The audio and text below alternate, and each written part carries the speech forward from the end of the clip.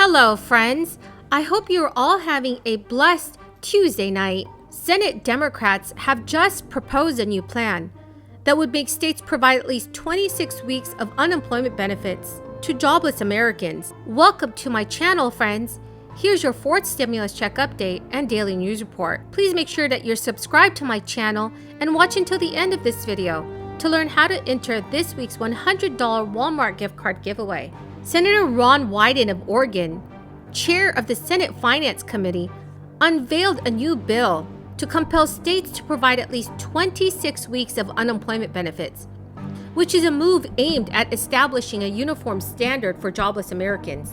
The legislation is an attempt to forge a national standard out of the country's patchwork of state unemployment systems, which vary greatly from one state to the next. For example, Florida residents qualify for up to 19 weeks of jobless payments, but Alabama residents can only get unemployment checks for 14 weeks.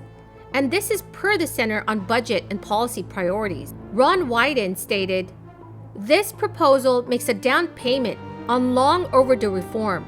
In a statement, Ron Wyden said, "This proposal makes a down payment on long overdue reform to our unemployment system and was designed to fit in our upcoming package. This system has been intentionally broken to minimize the number of jobless workers who can access it, and we are going to take significant steps towards fixing it." The measure is also backed by Senator Sherrod Brown of Ohio and Michael Benet of Colorado. Sherrod Brown heads the Senate Banking Committee. Ron Wyden said that the plan would ensure 6 months of benefits and coverage for part-time workers and improve the administration of aging state and unemployment programs. The bill would compel state online filing systems to be available around the clock. It also intends to prevent states from cutting the length of unemployment benefits, as many did after the Great Recession. Mr. President. The Majority Leader. We in a quorum? We are not.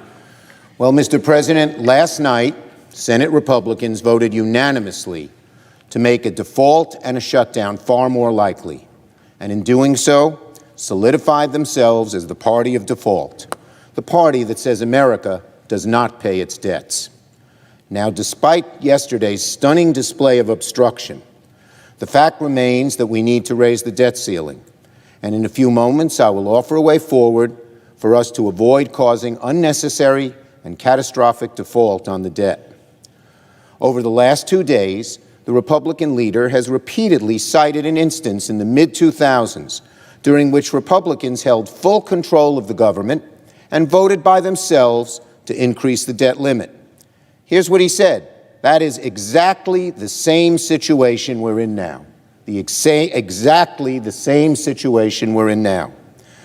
Now, the Senate was able to raise the debt ceiling at that time because the then Republican Majority Leader made a consent request to this body that cleared the way for the Senate to increase the debt limit by a majority threshold instead of requiring 60 votes to break a filibuster.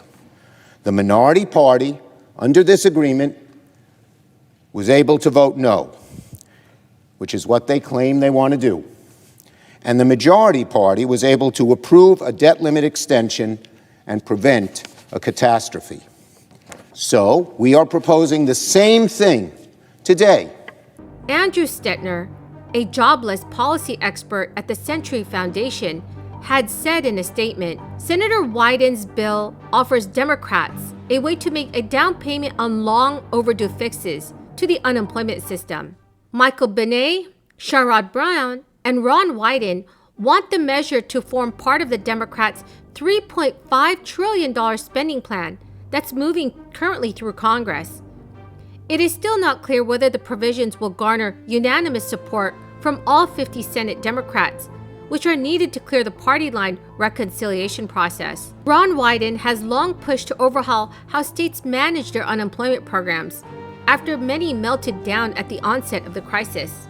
Millions out-of-work Americans reported delays in receiving their checks, with many jamming phone lines or lining up at state offices in frantic efforts to secure government assistance.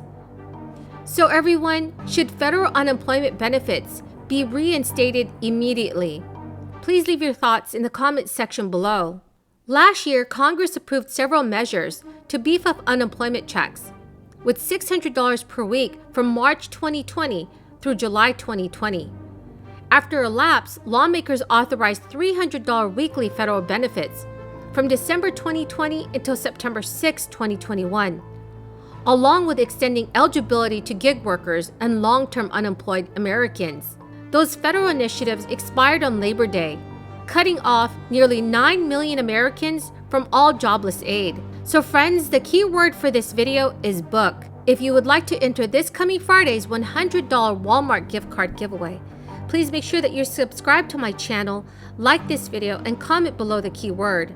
A short-term government funding bill that included language to raise a U.S. debt ceiling failed its first test vote in the Senate on Monday, leaving Congress just days to figure out a plan to avert a looming government shutdown. An effort to begin debate on the measure failed 50-48, with 49 Republicans voting against it. The attempt had needed 60 votes to succeed. Senate Majority Leader Chuck Schumer initially voted yes, but changed his vote to no in order to potentially bring the issue to another vote at a later date. Chuck Schumer had opted to bring the measure to the floor despite warnings from Senate Minority Leader Mitch McConnell that the majority of his conference would not support the measure due to its provision increasing the federal government's borrowing. Shortly before the vote, Mitch McConnell attempted to remove the debt ceiling provision from the bill by getting unanimous consent from his colleagues, but Senator Patrick Leahy objected. Republicans have repeatedly called on Democrats to raise a debt limit by using the reconciliation process, which is a move that would not require any GOP support, arguing that the debt ceiling increase would only provide Democrats the opportunity to recklessly spend on their partisan priorities. Current government funding expires on September 30th. It was not immediately clear on Monday whether Democratic leaders would bring up a so-called clean measure, which would remove the debt ceiling provision. Thank you so much, friends, for joining me here tonight. I greatly appreciate every single one of you who are watching my videos. Please don't forget to enter my $100 Walmart gift card giveaway, which is scheduled for this coming Friday. All you have to do is make sure that you're subscribed to my channel, like this video, and also remember to comment the key word for this video. Thank you so much, everyone, and have a very blessed Tuesday night.